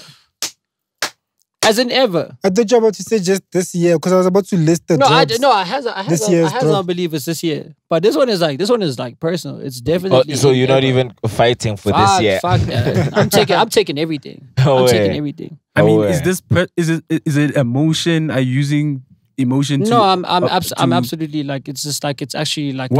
Point out stuff that maybe the ordinary listener would miss that you guys have done in that album. That if you're looking at the project, right, as a body of work, we're talking about the features that are being added, the way that they're being applied, the content in which the content which is being applied, and the way that it's being applied, the way that the music has been mixed, produced, and mastered, and the way that we've applied ourselves over a course of 19 songs, and it's not like that combination of things happening together, plus minus all the blood, sweat, and tears, plus minus all the influence, like our influence into the music and people influencing us, like all of that makes a thing a great product, which makes it. Man, you know what you're saying? You're saying levels, you're saying Tulufelo, you're saying. My brother, look at me, look at me, look at me, look at me, look at me, look at me, look at me, Ananda. Yes, I don't care. Yeah. This is a fight now. I'm fucking serious. Speaking of which, dog, like, what do you guys generally think of the state of SA hip hop at this particular point in time? Like right now? Yeah, at this very second. Things are looking a bit sad. I think there are niggas that like really love the shit. Yeah. Love the sadness. Like, no, the hip hop, sorry. Like there are niggas that really love the hip hop. And it's just kind of sad to, you know, I mean, we love hip hop too. It's kind of sad to just, it's a sad time, you know. What do you think happened, like, from the era when you, like, everything was at the top when we were in high school, like that 2016, 2015? I think there was just like at the top of the chain, there was like a sort of break between everyone, right? There was a sort of break between everyone. And then we were looking at it, because if you think about it, like probably like the coolest run that like SA Hip Hop had was like when it was Riky, Casper, Major League DJs. Remember when they were rocking back-to-back McLarens and they were doing like Buy It Out and that, you know, like that was like the epitome of hip hop. But because that break happened, like it filtered down to everyone, and everyone now started becoming their own person and keeping yourself like creating like boundaries between each other, you know what I mean? And everyone in hip hop right now is like, yeah, these are my niggas, I'm staying here. Whereas like if you look at piano, there's like maybe 10 songwriters on one song. Okay, say what you want to say.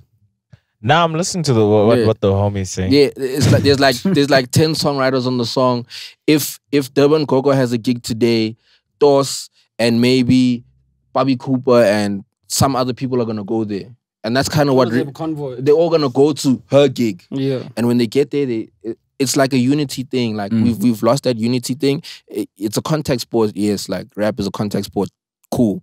But, you know, it's friendly competition. But at the end of the day, it's like we need to move as a unit. And that's kind of like what Riky was saying on the skit. Is that we have to be protective of each other and move as a unit. And because going against you is going against SA Hip Hop. Yeah, in general. In general. Like if Piano Brew says, yo, fuck whoever, like one of the rappers, like we gotta stand up for our nigga because that's our nigga. You know what I mean? We don't particularly have to be friends, but because we were all representing this thing called hip hop, we need to move like we're representing hip hop, and that's the problem. But obviously, like uncalled for animosity is not on. Do you know what I'm saying? We just have to protect each other for the right reasons. I'm not gonna go and jump in front of someone who's supposed to take a bullet. But I'm just saying, it's just like. But you're right. You're right. I'm just saying, like we're gonna weigh it out, dog. Like you're gonna be beefing with a nigga over a shorty. Like dog, I'm not gonna be like, oh yeah, that's my dog. No, bro. Like we got bigger things to fight for. You know. But at the end of the day, it's a unity thing. Yeah. But do you guys feel like you inherited nothing? Like you guys, once you walked into the game, it was Kora to Chai. It's a hip hop. Oh no, because I feel like a lot of the guys which are entering now, they're like, it's still gonna come around, guys. Yeah. I think, but what you inherited? No, but to be honest, we're actually coming with a lot of baggage. I mean, just think about again the idea of waves never die. Like we're literally carrying an energy through into the next generation. You know what I'm saying? Like that is a lot more like. I don't really want to see it like this because I'm going to stress myself out. But it's just like it's pressure. Do you know what I'm saying? To make that agenda work and to make people give their flowers while they're still fucking around. You know, and it's like I think when you look at like Waves Never Die, it's like yes, it's our album, but there are so many contributive like energies to that thing, and it's like those people were important to have to be a part of this product so that they can also get their flowers as a part of it, you know. It's like it's a collaboration of people, and that's the thing that we was kind of like touching on. It's like with like rappers right now, it's like we're all sitting in our little corner, and it's like like NK the mechanic is my producer, and that's the only nigga that I work with. I don't work with nobody else. Like what is that? Like everybody's talented, and there are so many different ideas that you can mix and put together, and it's like it's about recognizing those talents and putting them together, and hence like Waves Never Die. I mean, like, but with everything that's happening, everyone just chases the closest thing to a starter pack of getting a hit song. A Blackie here, a Youngster, in Amapiano, a Toss right now. Sure. So what's your idea around that? Because you also have a Blackie feature. For sure. And we all felt like, But I want is an OG one. It's the real one. No, I was the real one. I was the real one. No, you must understand. Where I met Blackie? I met Blackie. I actually heard his song on what's that guy from WTF? Aux Cable. Yeah, I heard a song by Aux Cable that he had done because I think I saw it on his WhatsApp status, whatever. And then I clicked on it, and then I was like, okay, cool. I listened to the song. The song's catchy, it's bumpy. Then this guy came in, and he was like, he blew my mind away. Like the things he was saying, the way he was saying it, it was Blackie. Then I think like, when was this? This was probably 20 like 18, 19. When was Post Malone? 2018, 19. Wasn't it 19 the year just before COVID? That was the last Castle Light. Yeah, 19. And that was Post Malone, right? Yeah, so it was 2018. And I said to him, yo, dog, your shit is so dope, dog. Like I can't believe it. Whatever, sharp. And then I think they all came as a crew, whatever that crew is called, Cloud Internet Boys. Cloud Internet, yeah. They all came to like the thing, and I think I was walking around, and then Blackie was like, "Yo, we in the city," like, and I'm like, "Dog, you need to be this side. This is where it's at." But like, it's nice to see you, whatever, sharp. Like, I wasn't weird with them because I was a big fan of Blackie before he blew up, just because of that one verse. And obviously, like, we didn't get to work over the time, but like, because still there. Yeah, because I had the relationship with him, like it was easy for me to just like, I call him and I'm like, dog, I have the song, I'm gonna send it to you now. He sent it back in 2 hours and we had the song. Hectic. Yeah, that song came out in like 2020. Yeah, it came out and it was the way it happened was like just so fast, you know what I mean? And it wasn't even to ride on Blackie's wave, you know what I mean? We're just trying to. It was just like I just music, thought this was the perfect guy for this song. You know what I mean? That's what I was saying again with the album. It's like that was just the point, it's just to try and get all the energies together and make a really cool product and kind of share these stories and just shed light on all the really cool people. I mean, like when you're looking back to your album, it's done right now. You're getting the response, like making it like if you kindly share with us like the process and like the most craziest thing that had to happen? Like, you know, you just saying Blvck is in 2 hours. For me, it's just like, wow, this guy is a musical genius. Like, yeah, no, but dog, like, if there's one thing about him, he works. Like, his favorite place to be is the studio. So, like, you know, we're obviously gonna get it like that fast. Yeah. But then like, what other stories you'd like to share with us? And also to add to your question, I just want to know, dog, why did it take so long for y'all to drop the album now? You know what I'm saying? So to be honest, and I can answer that question better than this one, right? Okay. Yeah, I'll answer this one. I think the complication with this thing is that, like, this thing, when we even started it, like, we wanted to release like a really big project of music, but we didn't think we were capable of making an album. Because like the idea of an album is such a grand thing. Like, you have to be particular of so many facets of how to create a really solid body of music. And we didn't think we had the capability and resources to do that. That's why it took so long. Is we were in the process of like making the music, like figuring out this one works, okay, it doesn't, and then okay, then this thing needs to be changed, and this thing needs to be done, and you know, and this and that. Like, but also while you're working on the project, like your emotions are changing, your approach is changing as well, and then also you're playing it for friends, or you're playing it for, you know, corporates, or, you know, some higher ups, and they're like, yo, dog, actually maybe you need to think about like mixing and mastering, and then maybe you need to, do you know what I'm saying? Like, we're getting all these pieces over the span of like 2 years in terms of how to make like a really good product, right? So now it shouldn't take as long because we've already gone through the thing. But the process to getting there and to figuring out when you sit at home, because there was a very long time where I was like, dog, fuck, this is not an album. But what there was it? We're gonna drop it as a mixtape. As a mixtape, yeah. But there was just certain fucking tweaks, dog, and like features that were added, and like songs that were added that brought it all together. And made it sound like this really fucking beautiful thing. And then I sat with myself, I'm like, okay, fuck, this is an album. We were arguing with management for like forever because they were like, guys, we see this thing, this is an album. I was like, no. Dude, I bumped into, is it Weedu? Wahid, yeah. I call it, I don't know why. Weedu. Yeah, dog. That's what I call my dog, Weedu. Dog, he told me to save his number as Weedu. Like weed with an O at the end. Oh, Weedo. Yeah, Weedo. Why is that a Weedu, dog? I didn't want to go on the weirdo vibe. I was like, Weedu. But like, I bumped into him like, I think a year ago or so at Rosebank Mall. Then he's like, yeah, my boys are ready. And then to see Oni now, I'm like, hey, guys, what's going on, you know? No, I mean, you also have just to take your time with the shit, you know, and figure out like the pace that works out for you. And it's a shame because we don't have a lot of time, you know. But we try to. I'm just in this life thing. You know, like life just gets. Hey man, we have to ask questions now. No, for sure. I'm just saying, like, you know, we don't have all the time in the world. We can't take as long as we'd like. Like, I don't think I could have been one of those niggas that's saving an album for 7 years and then I release it when I'm 30. You know what I'm saying? Like, you know what I'm saying? Like, we don't have time to wait for things to be perfect. You know what I'm saying? Yeah. Sometimes now is the best time. But to answer your question, I think like I think one of my personal favorite moments, I think, was making the intro. Because we made the intro from like scratch. We had a guy with the sax there. Like, it was the first time we got that musical about things. Like, and in terms of like building the beat up from like the ground with Ben and this, I think it was, what's his name? Jesse. Jesse, yeah. Yeah, it's a guy named Jesse. So he even did like the guitar solo that you hear on the end.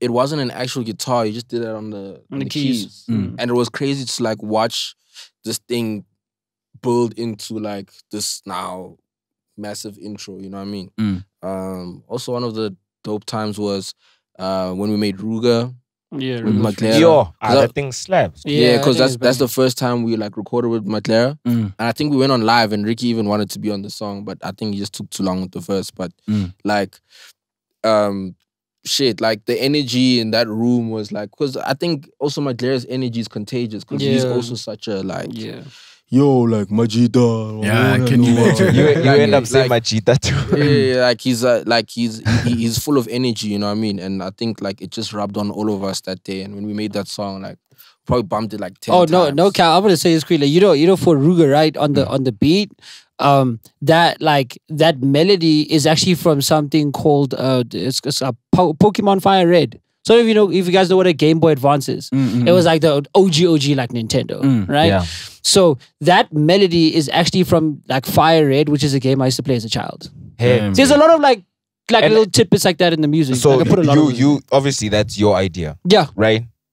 Damn. So I put a lot of those in the album. You know what I'm getting from this is that you guys there's a whole lot of range to y'all that I don't think a lot of people. For sure. That's true. To be honest, I don't think anybody gives a fuck. And that's okay. It's okay. I mean, there's some things you can keep for yourself. Yeah, you can just keep for yourself. It's like, I just did that for myself. Because at the end of the day, as an artist, you give yourself to the world. And there's just some things that you just want to keep for yourself on this side, like so that I can enjoy this side. That's true. But I think you guys cater for both like people, the people who just listen to jazz, and then there's the music connoisseurs. You know what I'm saying? Yeah. So I didn't know like the range you niggas go like to a point where you can take something that you used to fuck with and put it in a song. Bro, you know what I'm saying? And that completely speaks to like your background as a whole. I'm super meta. Like when I tell you guys I'm with the shits, like I'm really with the shits. Like the bars, there's some anime shits in there. Like in the production, there's some anime shits in there. There's some fucking like game shits in there. Like I do that shit all the time. Like that's my agenda. Sure. You know, that's why the sound is like not to say that you would only do that with games. It's about inspiration. Yes. And it's about the application of those inspirations, right? Because it's one thing to like say it, but how can you take it further? How can you take it like one step further? You know, how can you add that like one bar, then there's a space and then there's a sound you ripped off of YouTube that's like that particular thing that you used to do when you're like fucking, I don't know, like 9 or whatever. Do you know what I'm saying? That's like creating a holistic and personal experience. It's like finding a puzzle piece of your life. Like we're literally working as detectives and finding piece of piece, you know? And everything links, bro. Everything links. You know, like even with William, like how he was. I don't know if you want to share like how you be like hands on with like fashion direction and all that stuff. You know what I'm saying? Like I didn't know that stuff, bro. You might share. A lot of people don't know. Like my niggas know that I'd be doing that, but like it's not something I necessarily want to put out there. I don't want to be a stylist. You know what I mean? I'm not necessarily want to be a stylist, but I do want to put my hands in fashion. Like, yo, if you want some help, bro, you can come get some help. Yeah, you know what I'm saying? Like, if you can catch these hands. If any rapper needs some help with the swag, I got you. Easy. You know what I mean? And it's not even like to be weird or anything. Like, you know what I mean? Like, I just enjoy that space. And that's kind of like one of my happy places, you know? Dealing with fashion stuff, you know? I make clothes for a lot of people and shit like that, so. I mean, the cover art, like, who thought of that one? That's be William. Yeah, that's to be William. Yeah, I mean, explain it because that was shot in my pool. Hey, my man. You know? I'm sorry.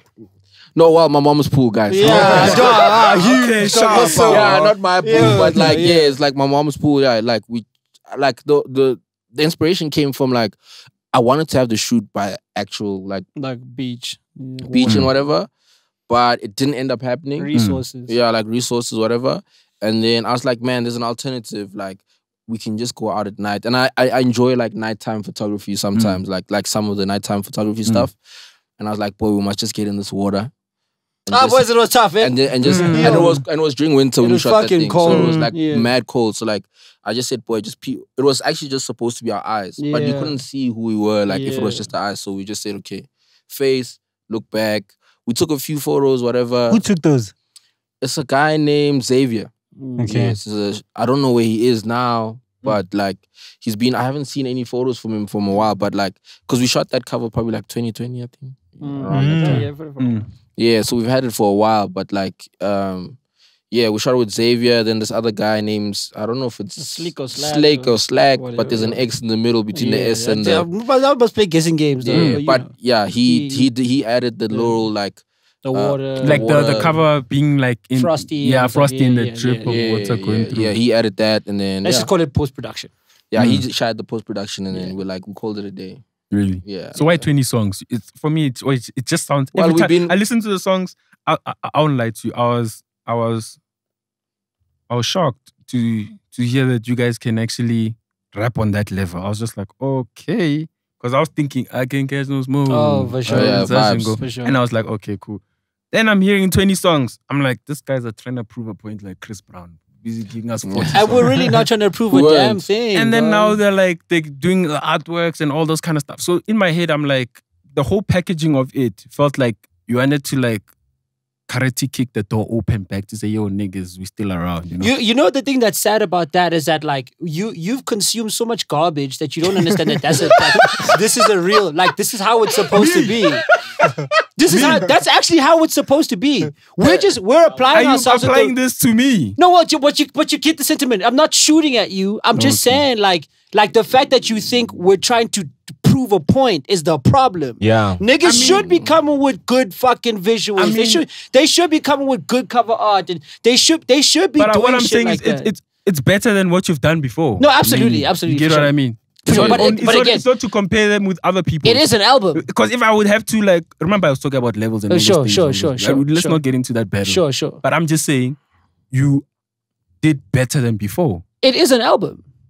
We had to that's why we took our time. Yeah. It is, and that's why it was appropriate for us to give you 20 songs. Yeah. Because we haven't been around for some time. It's also like kind of long overdue in the sense that and it was very difficult to chop down the songs. Yeah, because we like so many songs. For real, how many songs you guys? Yeah, I can't even count, but we had a lot of songs. But to chop down those songs was like so difficult. Like it was first 15. Yeah, it was first 15. Then we kept listening to the other shit for a while, and like niggas just said, but this one is it. But this one it needs to be there. And then eventually it ended up, then we're like, yo guys, let's stop it there at like 19. Because obviously the way we consume music now is like, people don't want to hear long albums. That's what I wanted to ask, that how did you guys go already with 8? People now are tired. Yo, I told William we had this fucking like, serious argument. I told these niggas, I'm like, dog, I don't give a fuck, bro. Like, you kind of just have to get to a point where you're like, dog, this is actually just my swag and my swag is okay.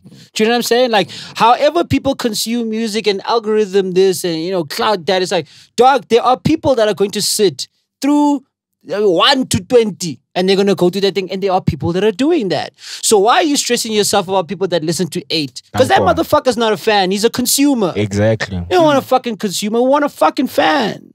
But aren't you also applying to gain more fans? Yeah, for sure. But it's like, then they'll like that one song that they like and keep it and call it a day. I think what he's getting to is that they're gonna catch people along the way. Yeah, the average listener it's gonna the happen. Way. You know what I'm saying? With the 1 or 2 songs. If you're creating an 8-track album to entice a consumer, a person that's going to listen to it once, as opposed to creating a really solid album with lots of music that people will be able to consume for the rest of their lives, like, which one do you want to do? Yeah. Even the same way, like Lifetime, even the same way like Smoke happened. Like when it first came out, like everyone was a passive listener. Yeah. Smoke only blew up 6 months after. And that shit hits right now. Like right now, understand it only we dropped that song probably in Feb. By the time it was July, then people were like, man, but that song, dog, what the fuck? Yeah. How did it go over our heads? Like, you know what I mean? And it's just like, we don't mind like people growing into our sound and like catching on. But don't play into the algorithm. But right now, if you're watching this, go get the album. Go get the album right now. Wait till you die for really. Nigga. That shit is fucking crazy. Please. Okay, ending of why Champagne69? Because that sounds like a really crazy weekend. I think Champagne and 69. I'm like, hey, boys in. Hey. Go with the style. Yeah. Sia's name in the name that we decided to take for each other. Like, so Sia's name in high school was Siangena69. So it was a play on Sia. What's your full name though? Sianda. Oh, Sianda. Yeah. So, which is even funnier because we're expanding. Yeah. So he named himself Nkhaotic 69. Going in 69, and I used to call myself. Fucked up. I used to call myself Champagne Pipi. Champagne Pipi. That's from Drake. Champagne Papi. Yeah. Because I really like Champagne Papi. I wish I had that name, but like it was Champagne Pipi, because you have to shake it to pop it. Hey, and then then we just put the we put the two together. It flew over my head for a second, though. You know that? Yeah? It flew over my head for a second. I was like, shake it to pop it. Yeah. And then we just put the two together, boops, and then we just I just thought it was a crazy weekend, eh? It's bigger than that. We weren't even drinking champagne at the time. We called ourselves champagne. We started drinking champagne later, and then we even left it. It was actually too much. Yeah. So I don't drink that shit anymore. Yeah, and I think I might go back to it though. The hangovers are rubbish. But it's just like it's too sweet. Champagne and hangovers are rubbish, dog. Wait, I heard you don't get hangovers with champagne. No, bro. there's too much sugar. There's too much sugar. You're dehydrating your body. You're out of here. Really, now it's not the alcohol that's chowing the water. Have you never heard shorties complain in the morning after champagne? Like shorties complain about a lot. Dog. I don't listen in the morning. Complain about everything, dog. Everything. Let's not go there. Yeah. You know, hey, shorties. Yo, no, shout out, gents. I feel like I've like, it's been a dope insight into the brand, you know. And you didn't even tell us about Ghana, but it's okay. You know. What happened with Ghana? Oh, you want like us performing at Ghana? Yeah. Oh shit, nigga, they just hit us up. They're like, yo, pull up. And we were on the bottle. So we're like, okay, shit, we're gonna pull up. Yeah, that shit was psycho. In the rain and everything. Yeah, I think an even better performance that we did was we weren't supposed to perform at Nasty C's Iverson tour. Yeah. I think the one in Con Hill. Yeah, it was the one in Con Hill.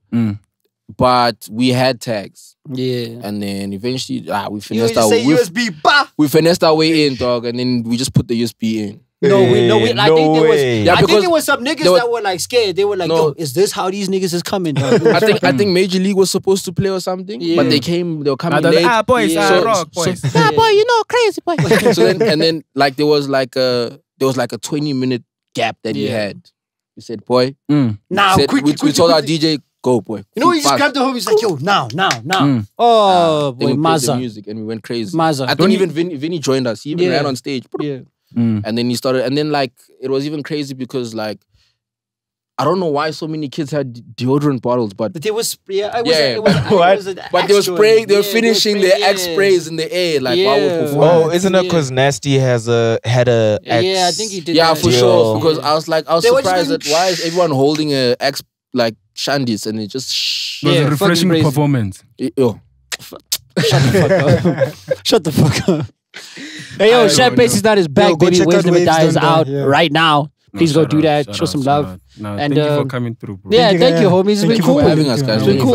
I think it's what? Second time officially seeing you guys in person. For sure. When was the first time?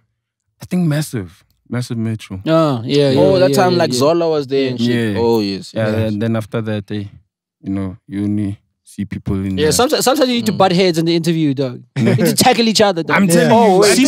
Sorry, before we go, you guys said that you guys wanted this to be a tour. Yeah. So what's happening? Oh, we know we. Yo, Waves Never Die. Waves Never Die coming soon, baby. Tour life, baby. They're doing all the tours at the beach. Trust me. All the shows at the beach. Yo, but imagine like a beach show with the homies. Yeah, it'll be hard. What was that? Pause, nigga. Never mind. Let's get We're hitting Harankua soon.